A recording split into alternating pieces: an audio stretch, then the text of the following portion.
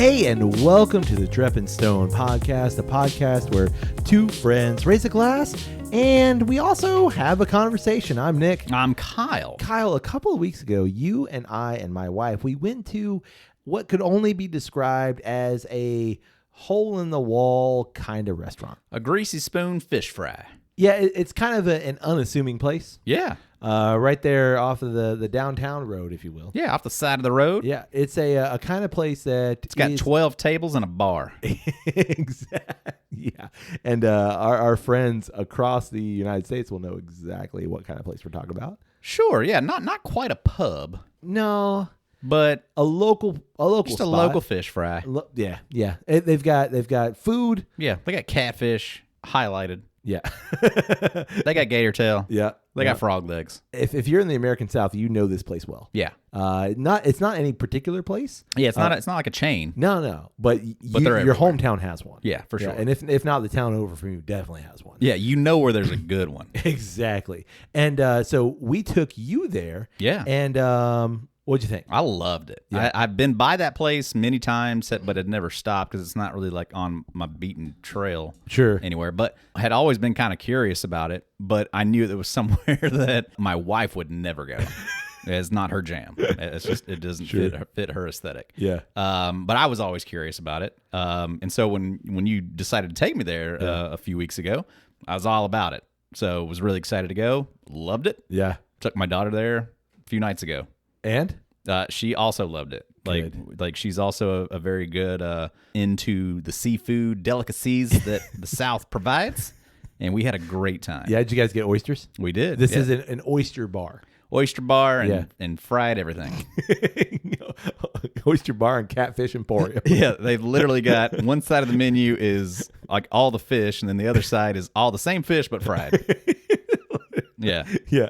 And again, anyone in the South will know this place well. Yeah, which ironically enough, my daughter got a blackened grouper sandwich And? with nothing but hush puppies. So she got literally like a dozen hush puppies. Girl after my off own to the heart. side. I've said this before, but man, girl after my own heart. I'll have the fried fish on bread and a side of bread, please. Yeah, she ordered it that way of like, can I get the blackened grouper, but could I just have it with hush puppies? And they're like, absolutely. Like, you just want hush puppies? Like, you don't want the fries and coleslaw? She's like, yeah, and I just want hush puppies. And She's they're like, got you. Yeah, they know that order. Yeah. And how was it? Yeah, no, she loved it. Yeah. I loved it. It was great. You got oysters though? Yeah, we did. Yeah, Yeah. we split a dozen oysters, and I had the catfish, Yeah. obviously, just like I had that night with you. Can't beat it. Yeah. We got there just in time. Oh, I think we got the last table, and then right as we got there, 4 other cars pulled up. That's the best, dude. Yeah, we got get there at the right just in time. And I think that's gonna be the key, because it's like it's also not my other daughter's jam. Yeah. It's not anywhere that she would want to go and look forward to going. So the fact that me and Lorelai were able to go and have a great time, and the fact that we're just 2 of us, Right. we could probably sneak in a lot, Yeah. and not have to have a big wait. Man, I love a place like that. Yeah, a it's little great. bit of cheese grit action. So good. They got cheese grits. You didn't? What? Yeah, I got the cheese grits when we were there. Oh, Yeah, that's what I get, man. Cheese grits. cheese grits. Yeah, it's literally like white Southern grit with a slice of American on top. Yeah. Oh, Sharp cheddar? Nah, Velveeta. I think it's too fancy. I think it's more like a Cisco cheese.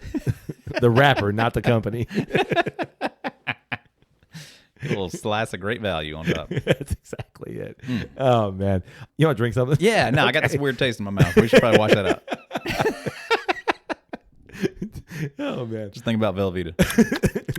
why so thick and sort of creamy and cheesy, but not really. But just plasticky. Yeah. All right, so we've got a bottle this week. This was sent to us by our friends at Flaviar. Flaviar. Yeah, I know that we've talked about them before, but Flaviar, if you are a member of Flaviar, they'll not only send you some tasting samples every month, but they'll also send you a couple of bottles a year if you're part of, some sort of tiered membership kind of deal. It's one of those things. Totally. But they sent us this, and I've honestly been wanting to try this bottle for quite some time. I have too. I've talked to several people about this bottle and wanting to try it because we are such fans of the Terra Noir of whiskey. Exactly. And I've heard that this is like a perfect example. Fantastic. And what we're talking about is the Starward. Starward. What? Like fast forward? Starward. Yeah, I guess, but you don't say Starward. Starward. I know I recognize it's an A, but like you don't say Starward. Okay, so it's Starward. Starward. Yeah. Starward. Well, Which way should we go? Starward? Correct. Yeah. You don't go Starward. What would you go? Forward? Farward. Farward. Forward. Semantics, whatever. Starward. Yeah, so this is the Starward Nova. It's actually fairly easy to find, at least in our parts. But for whatever reason, like I see this bottle, I'm just like, yeah, I'm gonna try that eventually. I mean, if you've got a wine totally, right, or a CBA, or a XYZ, yeah, one of those things, yeah, exactly. They'll have this probably, almost guaranteed. Yeah, like I would say maybe not your just mom and pop kind of place. Yeah. I feel like I don't really ever see them there. No, it's like big box liquor stores. Yeah, for sure. Yeah. That's you're right. That's where I generally see it. Yeah. But this is the Starward Nova. It's a single malt Australian whiskey. Australia. I can't do Australian. Australia, mate. Yeah, that works. I'll take it. Aussie. It's an Aussie whiskey. That's exactly what it is. And it's a single malt as well.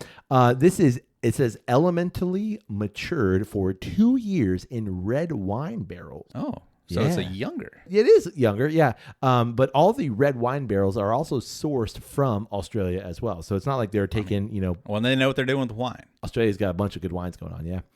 This says truly Melbourne born and bred, but it's not Melbourne. It's Melbourne. Yeah. Yeah. Uniquely Australian and a world first. Starward Nova is crafted exclusively with Australian wine barrels for maturation. Elementally matured in Australian red wine casks inherited from pioneering Australian wineries. The barrels are steamed, not charred, to retain the penetration of wine into the wood. Nova is our homage to Australian wine pioneers who paved the way for all premium Australian drinks that have followed. Dave Vitale, the founder. Wow. Yeah, this is obviously a product of Australia. Yeah, look at the bottle, man. Feel. I mean, this is a hefty bottle. Yeah, it's got that inch of glass down there at the bottom. Yeah, I love me a good glass, as you know. Yeah, no, agreed. What did you say? Not charred? No, it's steamed. So what they do is they take the barrels, they don't char them, they steam them. Interesting. Yeah. So my thoughts here that it opens up the pores of the wood, and allows more of that liquid in there, so that you get more of the wine exchange. Nice. So my assumption is it's probably going to be a little bit wine forward. Yeah, it might be a little fruity. Yeah, exactly. Just back to the bottle real quick. I love this just packaging and design. It's like that 50s kind of spacey. Just real simple space age kind of stuff. Right. You got like a starburst here. You got like a galactic kind of swirl on one side. Yeah, that astro orbiter kind of aesthetic. I love that. Yeah. The future that we never got. I would imagine that the constellations that we're seeing there are probably accurate. Probably. I would assume to Australia. I've never been to the southern hemisphere, so I don't know. Agreed. Yeah. No, I'm excited. Yeah. That's fantastic. You ready? Yeah. Cranky.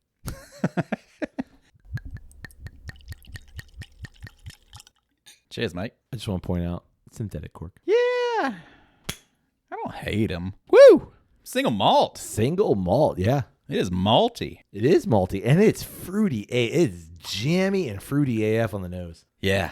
Yeah, you definitely get all that red berry wine influence for sure with all that malt. It's hefty red berry influence. Yeah, I've got I'm getting like red strawberry jam on a graham cracker. That is spot on. Or maybe just a biscuit. I'm gonna say preserves. Like it's that like not super sweet. I mean it's sweet, but it's not like I got chunky bits. Like I'm not seeing chunky bits, but I'm like reminded of chunky bits. It's a touch of tartness. Yeah, but yeah, just on a scone or on a biscuit or something. Oh, it smells great. It smells fantastic.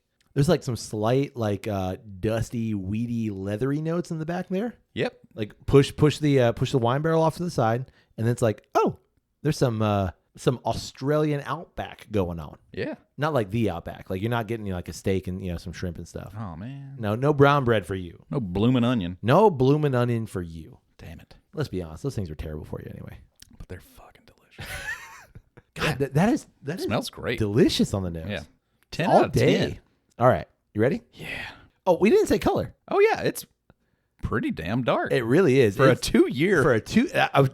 hey, Sorry. get out of my head. Yeah. But go ahead. The fact that y'all extracted that much color out of a 2 year, supposedly. Right. I mean, it could be artificial color. Well, yeah, we don't know how Australia does things. They may feel it's okay to add color. I wonder if it's because they're steaming the wood. Because they're opening up the pores of the wood by steaming it. My assumption is it allows more liquid transfer. And because it allows more liquid transfer, it's going to put more color into it. I was hoping I could decipher, which I would certainly assume that it only being a 2-year-old whiskey, that this is their distillate. I think it is. Or it's at least distillate from Australia. I think it is, yeah. There's nothing that tells me, at least in terms of like some very minimal research that I've done, that it's not their own. Yeah, it doesn't have anything on there that says distilled at or that this is only bottled by or anything like that. Right. Just says product of Australia. I will say this, like if you take a look at their website, they talk about the whiskey being elementally matured. And like I've never been to Australia, but from what their website says, and again, the minimal research I did, they go through crazy weather swings.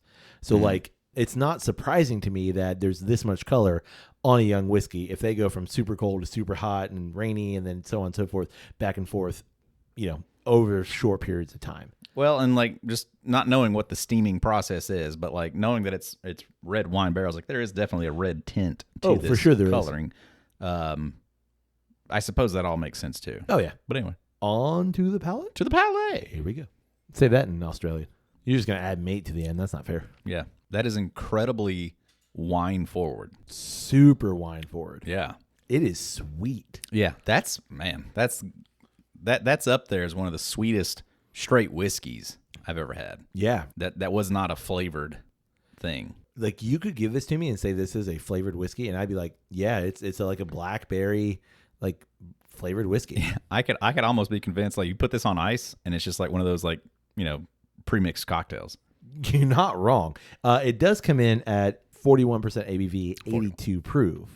It's not up there, but the first thing you're hit with is the malty nature. First you get just malt, but then like right away the malt is washed away, and you're hit with sweet red wine. It's like malt gone. Yeah, Sweet red wine. yeah. Immediately you're drinking a malt whiskey, but then wow, so much red wine. Yeah.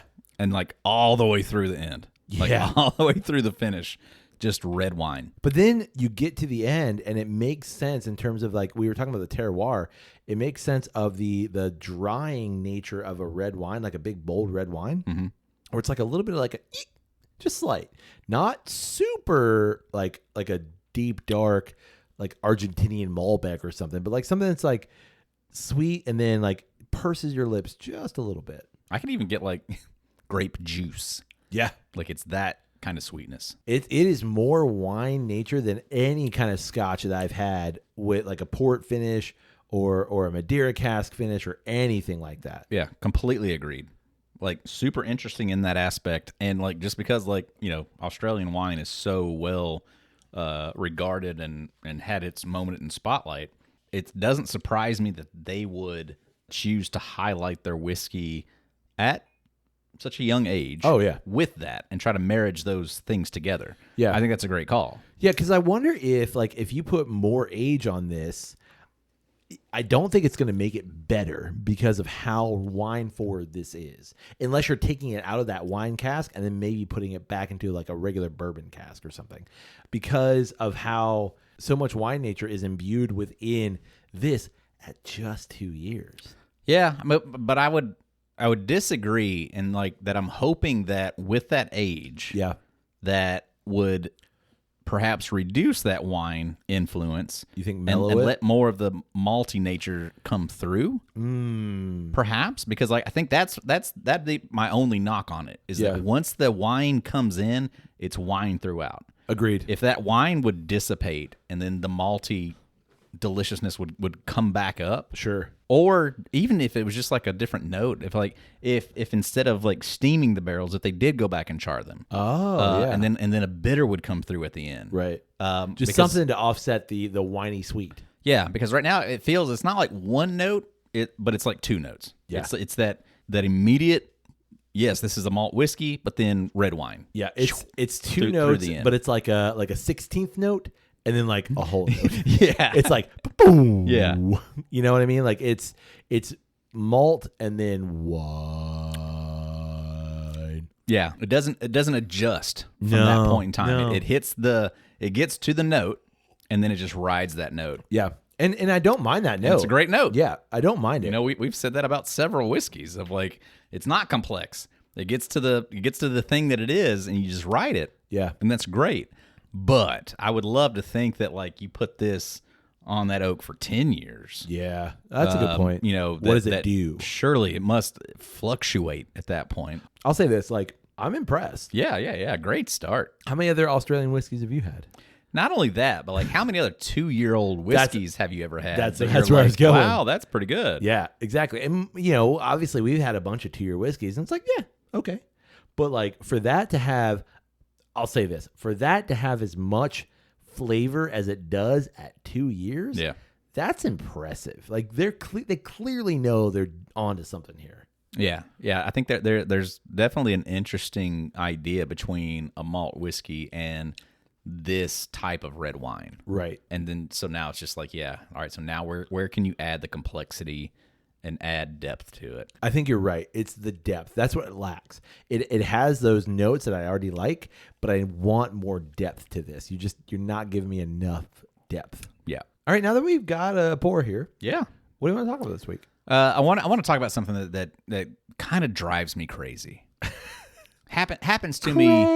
Crazy. I just can't sleep. I just can't sleep. Man, Britney Spears over here. Incredible. Something about in too deep. I'm so excited. I'm in too deep. There it is. Oh, Crazy. nice. Because it feels all right. Feels all right. Yeah. Baby thinking of you Makes me. keeps me. No, Let me finish it. Keeps me up all night. See, I think it was better without it. Okay. Left the people waiting, All right. urging for more. It's a thing that happens to me. I'm gonna say it happens about twice a year. Okay. Yeah, it's not a good thing. Drives me nuts every time it happens, but it just happened to me just a few days ago. Oh, it's that season? It's not really a seasonal thing. It just happens. I grew up in the age of video game. I'm gonna call it the golden years. Pong and Frogger. Yeah, I know. Well, just the arcade, but I was primed for Sure. the Nintendo, Agreed. and then the Super Nintendo, Agreed. and then the Nintendo 64. Like video games have always been a part of my life. Agreed. So when cell phones came around, you know, we had Snake. Oh, good old Snake. You know, and you loved a good little game that you could have in your hand to just kind of pass the time here or there, you know, like just pick it up and, you know, play it for a few minutes. Or Tetris on the TI 80 somethings. Did you ever do that? Mm-mm. Oh, man. Well, did they not have advanced math in Alabama? What's a TI? No, we had Texas Instruments in Alabama. I don't remember having Tetris on it, though. Oh, yeah, man. I had Tetris. Yeah, well, I mean, you know, I've got 5, 6, 7 years on you. So, you know, makes sense. Makes sense. We were really advanced. Mine was a TI 34. Oh, really? Yeah, you had like a TI 97. Anyway, I've always been a sucker for a good, you know, game on my phone. yeah. That I could use to pass the time. However, I hate when these games come out and I download this game just to pass the time, but it ends up absolutely like dominating my focus for like an entire day. Yeah. To the point that I have to like the next day when I wake up, I've got to be like, I've got to delete that. I've got to get that off my phone. I can't play this as just a fun, hey, here's 10 minutes, here's 20 minutes to mess around, because that turns into 2 hours. Easily. Yeah. And it just drives me nuts that things exist that so specifically tap into your dopamine Oh, yeah. levels that they can do that. Mm. Like the graphics are just pretty enough, and the tasks are just complicated enough. There's just enough strategy involved, And the stakes are just low enough. Yeah. The worst part about it is the tier system of how Right. you can work your way up and open up new abilities and stuff like that. Like this whole science and the chemistry involved with these types of games frustrate me to no end, dude. And I'm right there with you, because it's very clear, especially when you download one of those games. There's like, you're being manipulated and you just can't stop. Yeah, because it's to me, it's almost as if, okay, so you have the game developers, and then you have like this psychologist who's like, okay, yeah, do this, but then also make this thing like just a little more flashy. And you got them. You got the suckers. Yeah, you know what I mean? Like, yeah, there's so much psychology involved, and I legit think like chemistry of like how they're tapping into your like brain chemistry. Oh, for sure. That's gonna keep you addicted and driven on this thing, and like it just drives me nuts. But it happens to me like literally like twice a year. Yeah, I'll download a game and I get addicted to it for like 24 hours, and then I've got to be like, nope, get it off my phone. Yeah, this is a bad thing. I realized lately, and so we have through our phone plans, Carol and I have the Apple Arcade. Right. So I've realized lately my eyes start to hurt when I'm focusing on the small screen. So like I downloaded a game very similar to what you just said that I was like into. Right. And I didn't know why. It was like some sort of weird like oil game. Like you were like an oil pioneer. And like, blah, blah, blah, blah. And like at some point I was like, I got to go harvest my oil. What am I like? And like I'm waking up at like 3 a.m. thinking about this game. Right. I'm like, but if I harvest my oil now, and then it's gonna like take like, you know, blah blah blah. I'm like, what are you doing? Yeah. You're like, why? Yeah. And I think like this is coming from someone who is generally a self-reflective person, right? And generally is a hyper aware of these things, and I'm getting sucked into it. Yeah. So like I worry about people who are like, just unfettered, give me the thing. Sure, yeah. And like, yeah. Well, like there was a game, I think even you played it for a little while. There was this game that was it was a golf-based coffee game. golf. Mm-mm. No, not this that was one? pre-coffee golf. This was like several years before coffee golf. Coffee golf was the same way though. Oh yeah. I eventually had to just like I stopped. Get it out of here. Well, once you kind of stopped like sending me back and forth coffee golf stuff, I was like, I'm done. No, this was it was like I forget what it was called, golf clash. Yeah.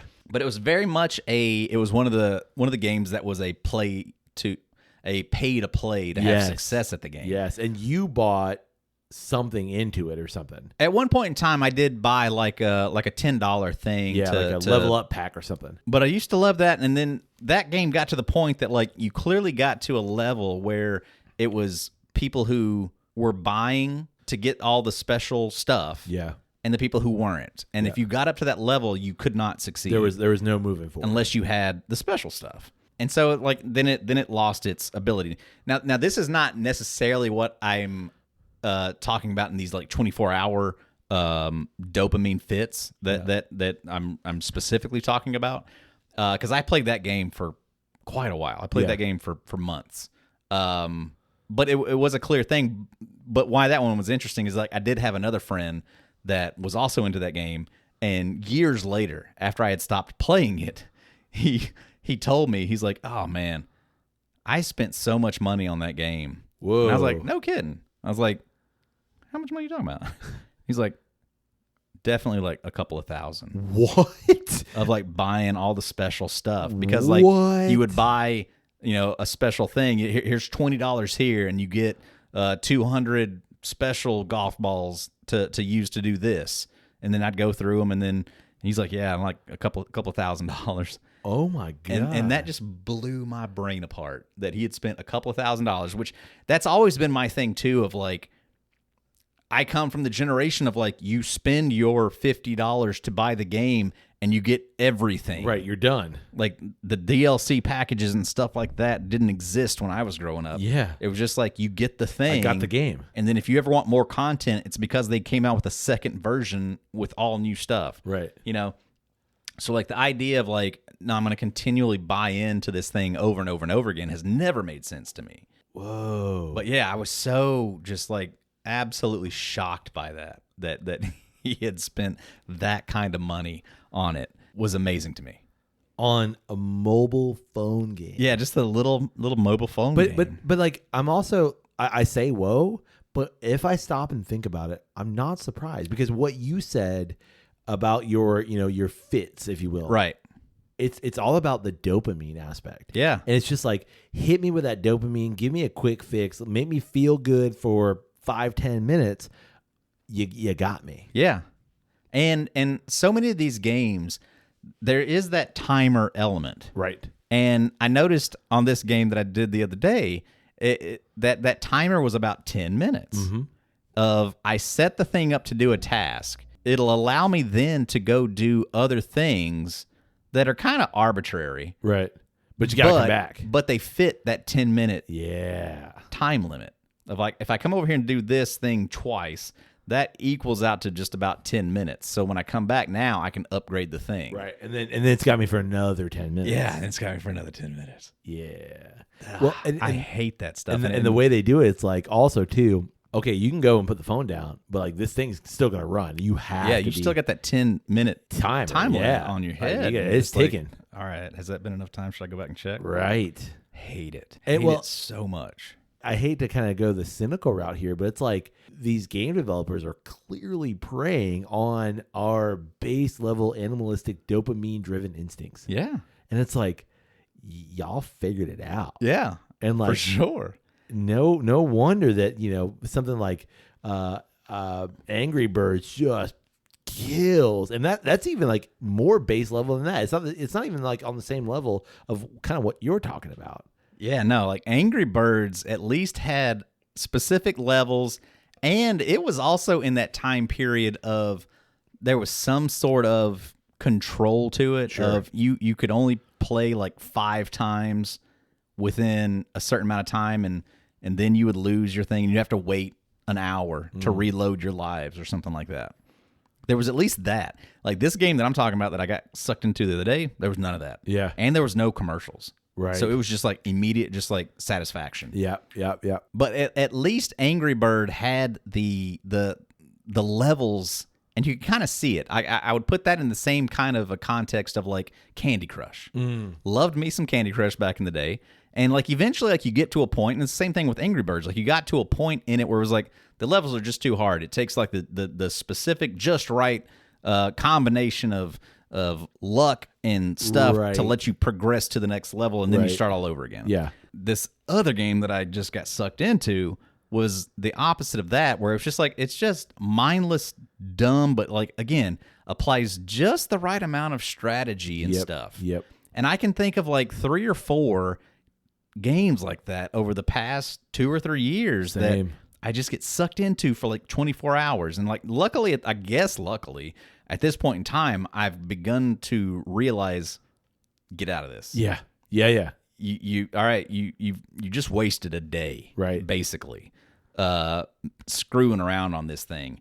But like, man, like that dopamine rush of really short accomplishment. Yep. At the beginning of the game, and just that right splash of achievement and forward progress, and new abilities and new levels and stuff like that can get you so insanely locked in. But for whatever reason, I'm always on about a 24-hour time period. Well, and I think like, because then I get to that point the next day, and I'm like, okay, I'm done with this. Well, I think like it's you recognizing this could turn bad quick. If I'm gonna give myself over to it, sure, because like it's that like self-reflective perspective. I mean, we've talked about this in the past of like, okay, how far am I gonna lean into? At least this is me. I'm projecting onto you, I guess, in some cases. But like, how far am I gonna lean into this? Like, do I actually care about this thing? I guess it is that, and it's like I'm to the point where I'm not gonna be willing to keep up this amount of activity on it, right, simply because like there's not enough forward expectation. Well, the game's not going to change dramatically, right?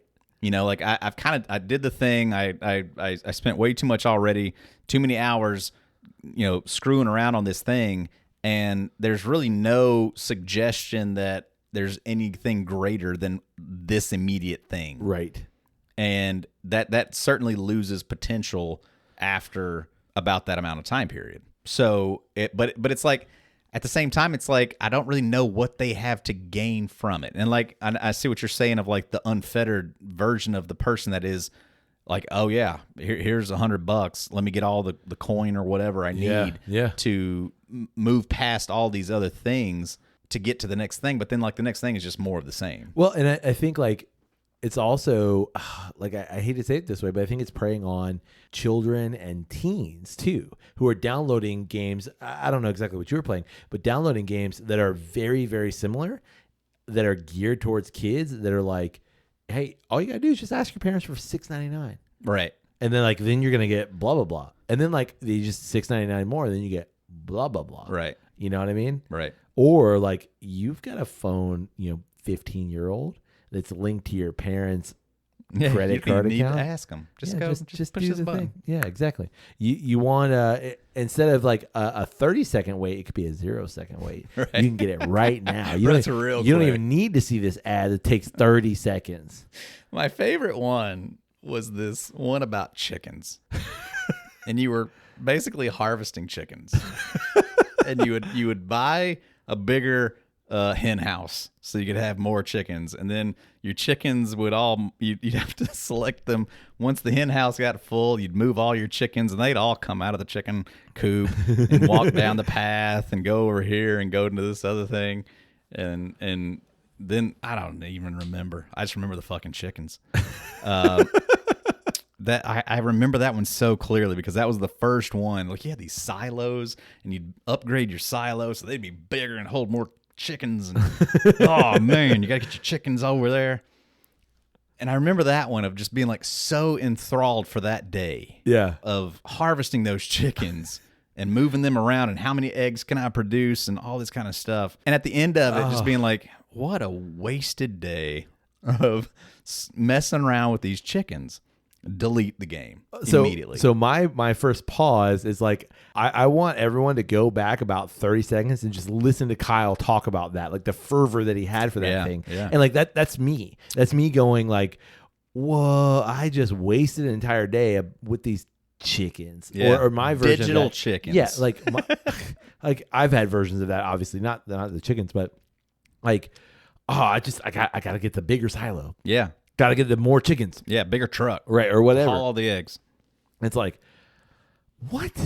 Yeah. But again, it's that there's just enough mixture of accomplishment of like, I just need the thing. It's only going to take 15 minutes for that thing to upgrade so that I can then get that.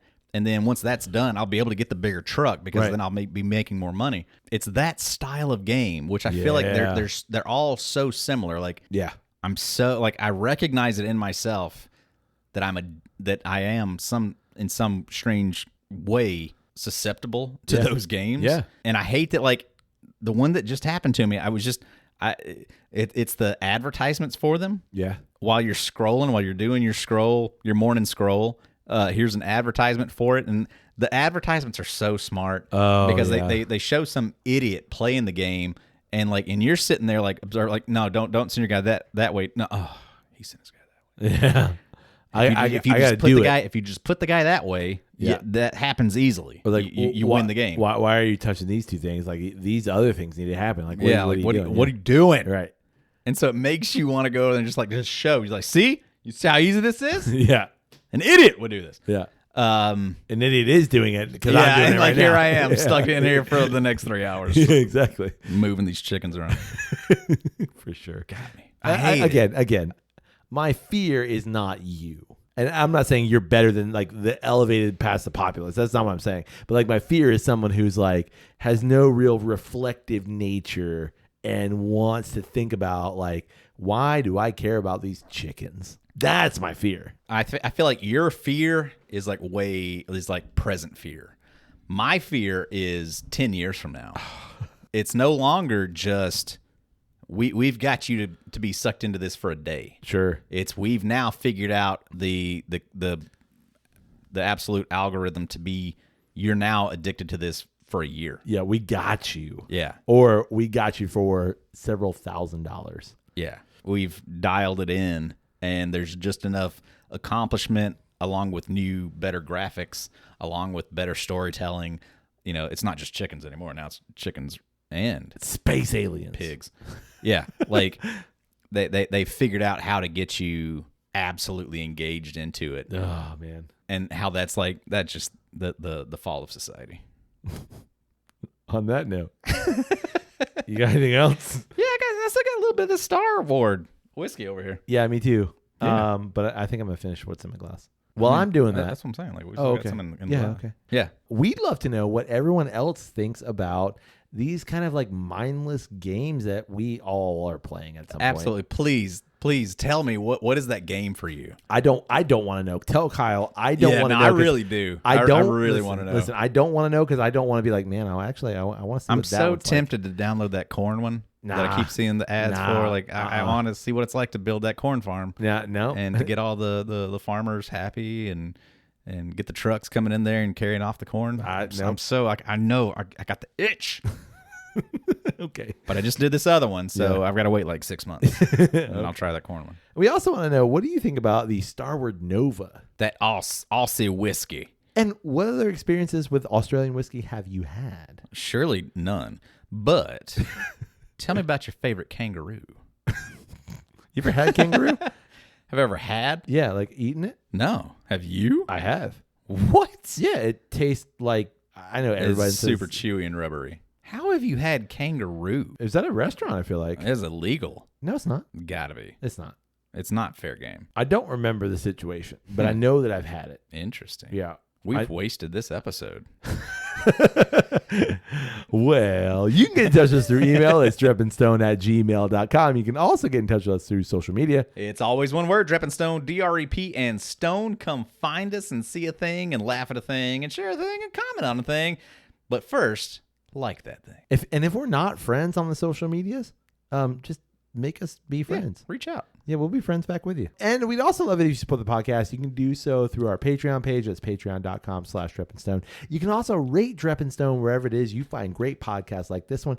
You can also get your own bottle of Starward Nova by going to flaviar.com. And listen, save yourself a bit of money. Type in DSP10 as a promo code when you're checking out. And you save a little bit of money. Can be used towards shipping, can be used towards other bottles, whatever it is that you'd like to do there. And finally, Kyle. Yeah? You can support Drep and Stone by telling someone about Drep and Stone. Yeah, just sharing the good word. You're watching Deadpool Wolverine.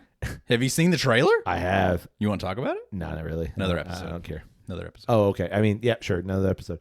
You're watching something with Hugh Jackman in it. Or Nicole Kidman. Or you're watching the movie Australia with both Nicole Kidman and Hugh Jackman in it. Oh, Chris Hemsworth. What's wrong with us? Yeah.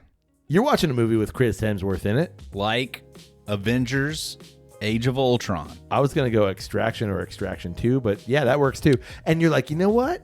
He looks like he could use a drink. Yeah. What would Chris Hemsworth drink? Probably water. Foster's. Correct. But if he didn't drink Foster's and he wanted a whiskey, he's probably drinking Starward Nova. Yeah. Yeah. 1000%. Yeah. But you're watching this movie and you turn to your friend who you're watching it with and you're like, hey. Hello. Good day.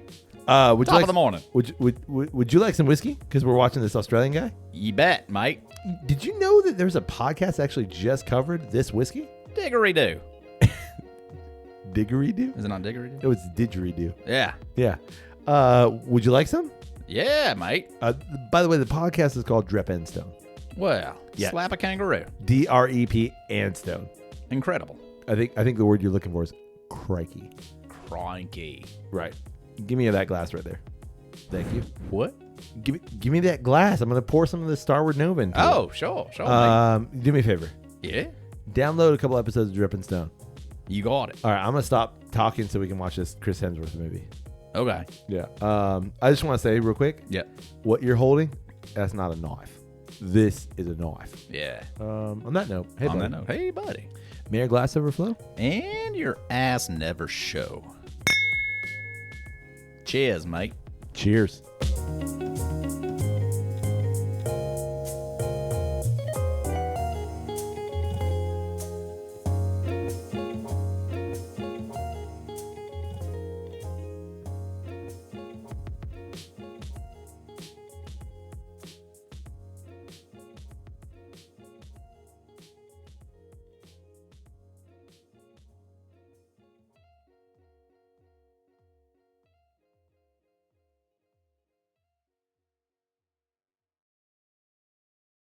Aye. Throw a few shrimp on the bobby. Good one. Thanks. I was channeling my inner Margot Robbie. You sounded just like her. It was incredible. Do you come from the land down under? I do, where the beer flows and the men chunder. Chunda? Mm-hmm. Wonder what that means. Can't you hear? Can't you hear the thunder? Yeah. Well, you better run. You better take cover. Yeah. I wonder what chunder means. I don't know. Like over chunder? I don't know. Like in a den in Bombay. Yep. With a slack jaw.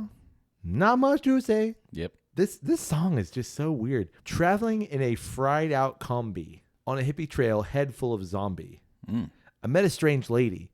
She made me nervous. Ooh. She took me in and gave me breakfast. Nice. And she said, I'm a land from a man down under. do you come from a land down under?